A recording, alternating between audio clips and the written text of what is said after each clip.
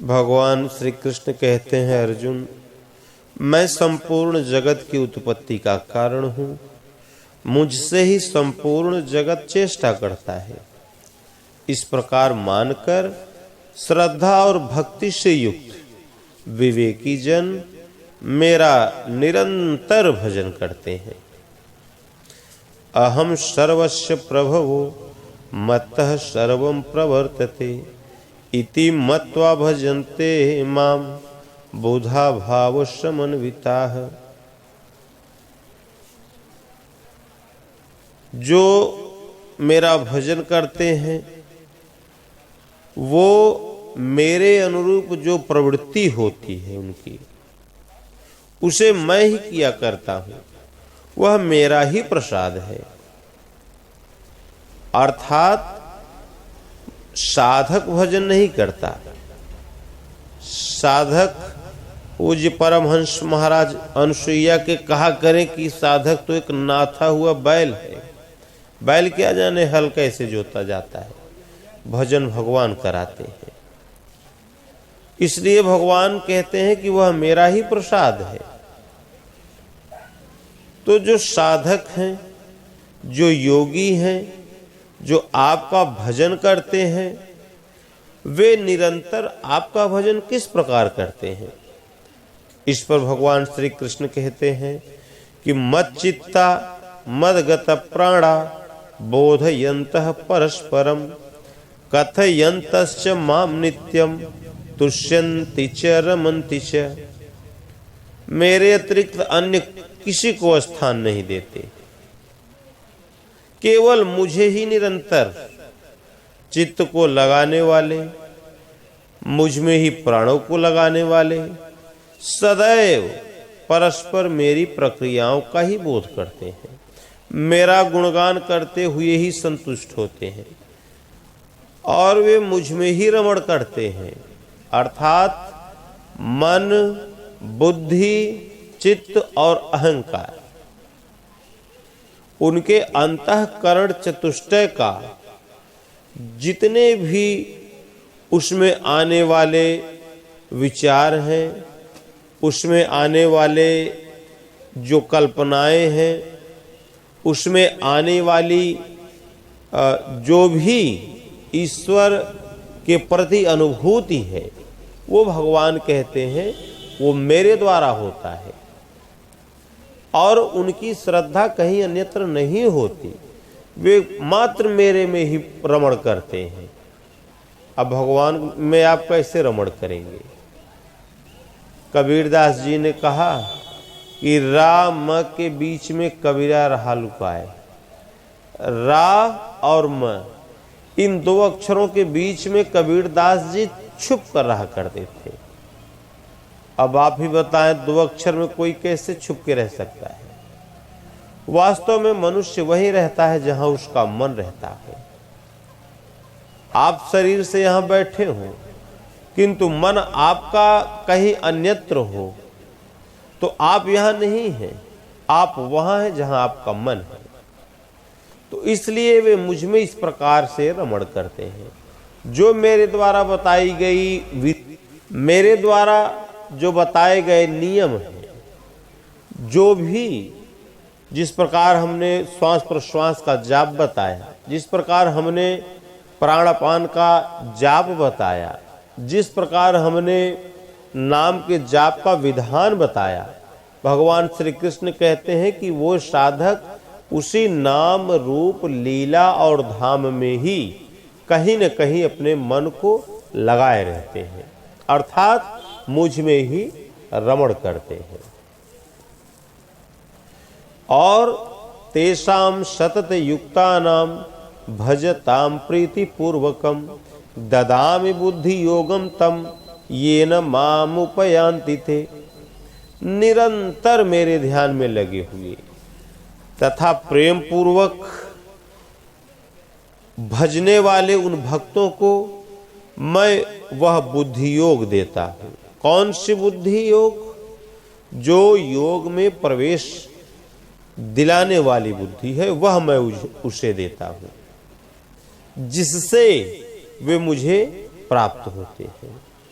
अर्थात योग की जागृति, भजन की जागृति, साधना की जागृति, ये ईश्वर की देन होती है।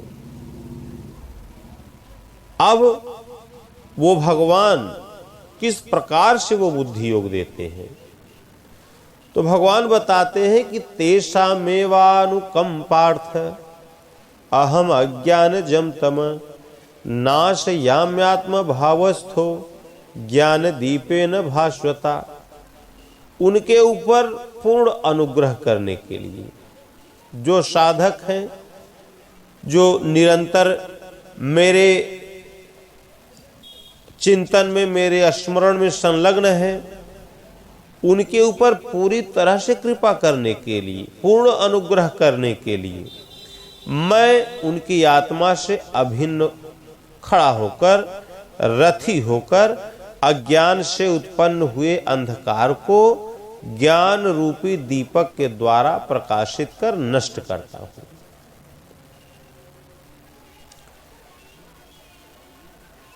ये कोई स्थित प्रज्ञ योगी द्वारा, स्थित प्रज्ञ महापुरुष द्वारा, जब तक वह परमात्मा आपके आत्मा से ही जागृत होकर पल पल पर संचालन नहीं करता, रोकथाम नहीं करता, इस प्रकृति के द्वंद्व से निकालते हुए स्वयं आगे नहीं ले चलता, तब तक वास्तव में आपका भजन आरंभ ही नहीं होता।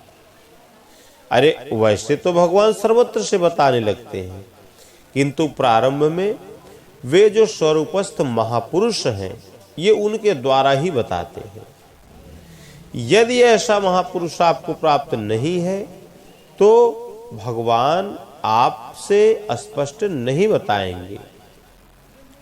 इष्ट, सद्गुरु अथवा परमात्मा, इनका आत्मा से जागृत होना, आत्मा से रथी हो जाना, ये एक ही बात है।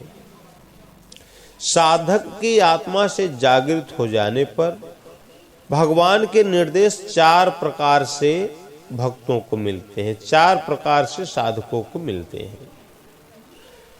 पहले होता है स्थूल सुरा संबंधित अनुभव। जैसे आप चिंतन में बैठे हैं, कब आपका मन लगने वाला है, कितनी सीमा तक लग गया है, कब मन भागना चाहता है और कब भाग गया, इसको हर मिनट सेकंड पर इष्ट अंग स्पंदन से संकेत करते रहते हैं। अंगों का फड़कना जो अंग स्पंदन से भगवान आपको संकेत करते हैं, ये स्थूल सुरा संबंधी अनुभव कहा जाता है, जो एक पल में ही 2-4 स्थानों पर एक साथ आता है। कभी दाहिना अंग फड़केगा, कभी बायां अंग फड़केगा, कभी एक साथ ही आपके शरीर में कई स्थलों पर फड़कन होने लग जाती है। तो ये एक पल में ही ये कई स्थानों पर ये फड़कन आरंभ हो जाता है। ये भगवान का स्थूल सुरा संबंधी अनुभव होता है। और विचारों के विकृत हो जाने पर, जब आपके विचार, आपके भाव, आपका मन जब भगवान में लगा है, तब तो ये मतलब निरंतर चलता रहता है। लेकिन आपका मन जब भगवान से थोड़ा विलग हुआ, भगवान से मतलब इसमें ये माया में थोड़ा सा अगर बहक गया, तो ये अनुभव मिनट मिनट पर आने लगता है। किंतु यह संकेत तभी आता है जब इष्ट के स्वरूप को आप अनन्य भाव से पकड़ें। जब कोई सद्गुरु आपको प्राप्त हो और श्वास में नाम का जाप करें, श्वास को देखें, खूब ओम ओम जपें, और उसके बाद कोई इष्ट आपके जो सद्गुरु हों, उनके स्वरूप को आप अनन्य भाव से पकड़ें, तभी ये अनुभव जागृत हो पाता है। अन्यथा साधारण जीवों में तो संस्कार के टकराव से अंग स्पंदन होते रहते हैं। इनका इष्टवाद संभव है, आप सबके लिए संभव है, यदि आप मनुष्य तन में है तो। किसी जाति विशेष के लिए नहीं, किसी व्यक्ति विशेष के लिए नहीं, किसी मजहब संप्रदाय विशेष के लिए नहीं है। ये मानव मात्र के लिए भगवान ने कहा ममैवांसो जीवलोके जीवभूतः सनातन। यदि कोई मनुष्य तन में है तो ये गीता उसके लिए है। अब बात धर्म की आ गई हाई कोर्ट में कि वास्तव में हिंदू धर्म है क्या। तो वो हाई कोर्ट ने कहा कि हिंदू कोई धर्म ही नहीं है, हिंदू कोई धर्म नहीं। भारत सरकार ने कहा कि ये जीवन यापन की शैली मात्र है और कुछ नहीं है। इसमें हमें नहीं लगता कि ये हाई कोर्ट का या किसी कोर्ट का, किसी न्यायालय का कोई दोष है। आज सबसे बड़ा भारत सरकार के सामने सबसे बड़ा जो प्रश्न है वो है धर्मांतरण। ये आपको कानून का ये निर्णय बनाने से, कोई कानून बना लेने से ये नहीं होता। उसके लिए पहले आपको धर्म समझना पड़ेगा, फिर उसके अनुसार आपको धर्मशास्त्र का चयन करना पड़ेगा। संतों को आप मंच प्रदान करें, वहां आप सभी न्यायालय के न्यायाधीशों को नियुक्त करें निर्णय देने के लिए। यद्यपि वो निष्कर्ष नहीं दे सकते, फिर भी उन्हें आप वहां बिठावें, वे एक एक संतों की बातों को सुने।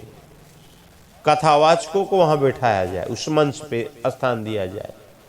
जो सदगुरु है, जो संत वेश में है, उन सबको वहां स्थान दिया जाए।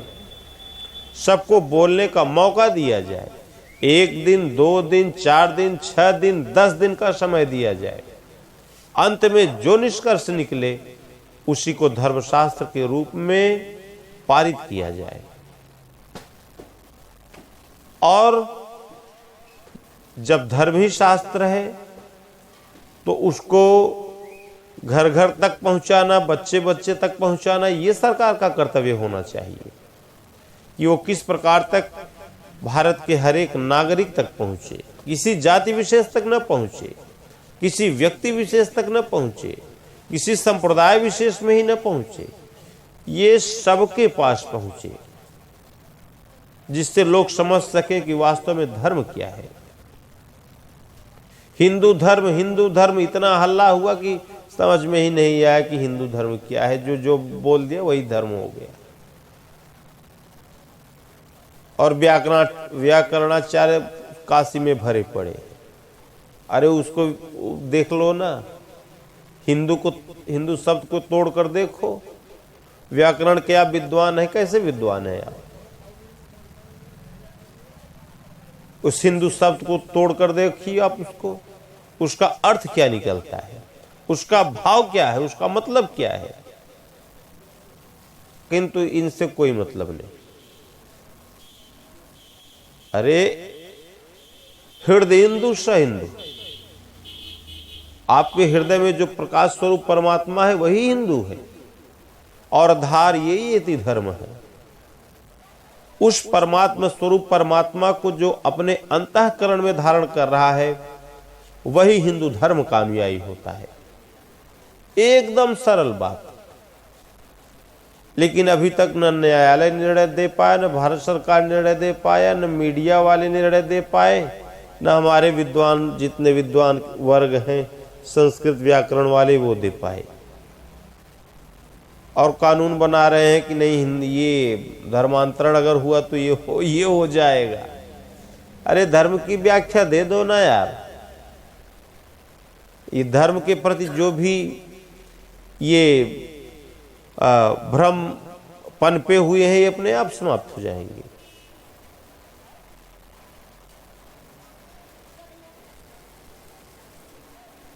लेकिन ये हमारा विषय नहीं है। ये भारत सरकार की चिंता, अपना सुलझावे, अपना उलझावे, हमसे मतलब नहीं इसका। हमारा विषय है कि परमात्मा जब आत्मा से रथी हो जाते हैं तो पहला अनुभव उनका अंग स्पंदन का होता है। अंग फड़कन से भगवान आपको बताएंगे कि आपको क्या करना है, क्या नहीं करना है। दूसरा अनुभव भगवान का आता है वो स्वप्न सुरा संबंधित अनुभव। साधारण मनुष्य अपनी वासनाओं से संबंधित स्वप्न देखता है, किंतु जब आप इष्ट को पकड़ लेंगे तो यह सपना भी निर्देश में बदल जाता है। योगी सपना नहीं देखता, वो होनी देखता है। ये दोनों अनुभव आप केवल थोड़ी सी श्रद्धा भगवान में लगा दें, अनन्य भाव से सर्वत्र से श्रद्धा समेटकर एक भगवान के चरणों में लगा दें।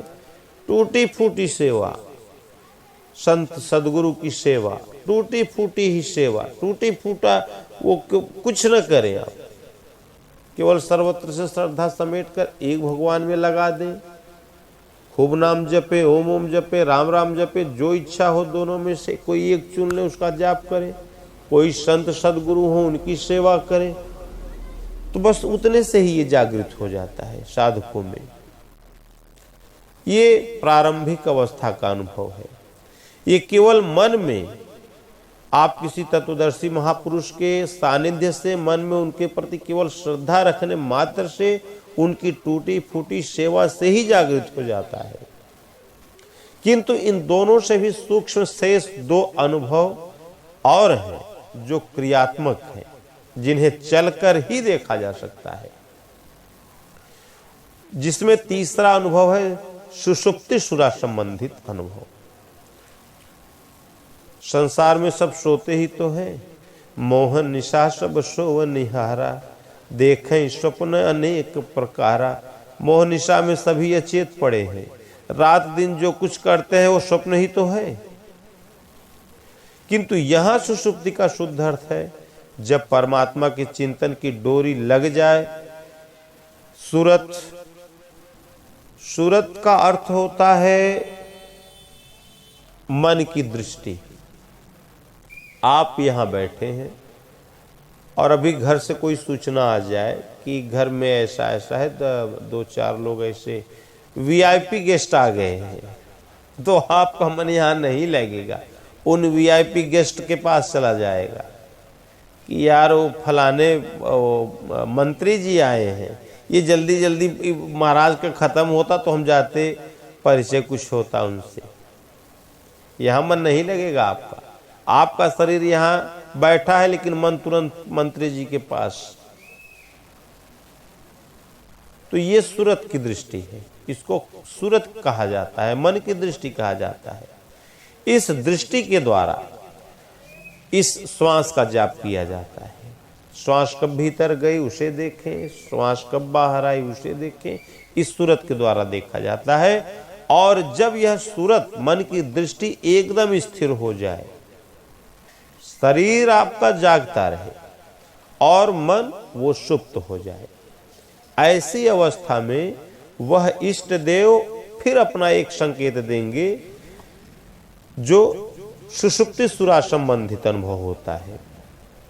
योग की अवस्था के अनुरूप जो आपकी अवस्था है उसी तरह का एक रूपक, एक दृश्य भगवान आपको दिखा देंगे।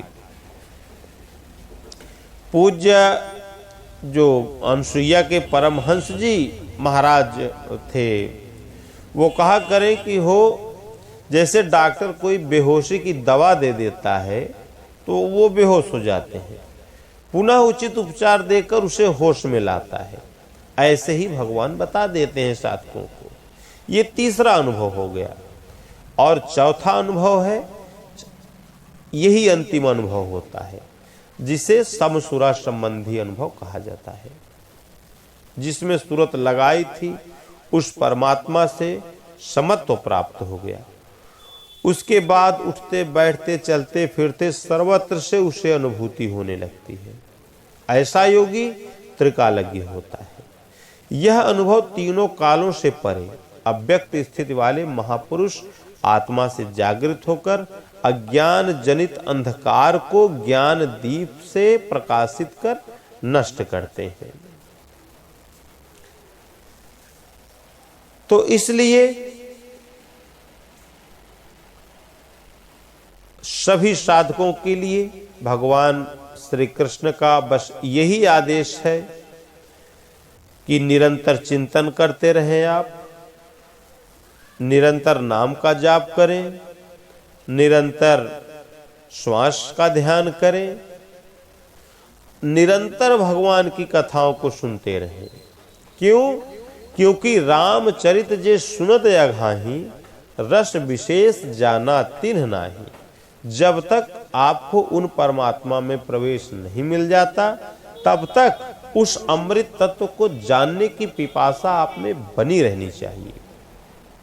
प्रवेश से पूर्व रास्ते में ही यह सोचकर कोई बैठ गया कि अब तो बहुत जान लिया, तो उसने कुछ भी नहीं जाना।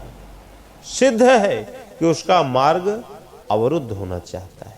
इसलिए साधक को पूर्ति पर्यंत इष्ट के निर्देशन को पकड़ते रहना चाहिए और उसे आचरण में ढालते रहना चाहिए, उसका प्रयास करता रहना चाहिए। महात्मा बुद्ध ने कहा कि जब कोई भी साधक आधी दूरी तय कर लेता है तो उसे लगता है कि उसके समान ये सृष्टि में कोई है ही नहीं। वो अपने आप को महाविद्वान समझता है, किंतु जब वह आधे के आगे की दूरी तय करता है तब वह अपने को महामूर्ख समझता है। इसलिए आपको आप आधे में है या पूरे में है, इसकी चिंता आपको नहीं करनी है। ये भगवान की चिंता है, वो अपना भगवान उसका चिंता करें। जो उन्हें करना है वो अपना करें। आपका कार्य बस इतना है, आप भजन करें, नाम का जाप करें, श्वास का ध्यान करें, बस इष्ट पर विश्वास करके, संपूर्ण विश्वास करके, थोड़ा यहाँ थोड़ा वहाँ थोड़ा, ये ऐसे नहीं, अनन्य भाव से अनन्यास चिंतयन्तो माम ये जनाः पर्युपासते तेषां नित्याभियुक्तानां योगक्षेमं वहाम्यहम्। भगवान ने कहा कि अर्जुन, अनन्य भाव से जो मेरा भजन करते हैं, मेरा चिंतन करते हैं, मैं उन्हें संपूर्ण उनके योगक्षेम की संपूर्ण जिम्मेदारी मैं स्वयं अपने हाथों में ले लेता हूँ। इसलिए खूब भजन करो, खूब नाम का जाप करो, और जहाँ आपकी श्रद्धा की डोर भगवान से लगी, भगवान आपकी आत्मा से जागृत हो जाएंगे, मार्गदर्शन करेंगे, चलाएंगे, फिराएंगे, उठाएंगे, बैठाएंगे, भजन कराएंगे, आपकी बागडोर अपने हाथों में ले लेते हैं। फिर उसके बाद साधकों का एक ही कर्तव्य होता है कि सद्गुरु की आज्ञा का पालन करना। जो हृदय से भगवान आपकी आत्मा से जो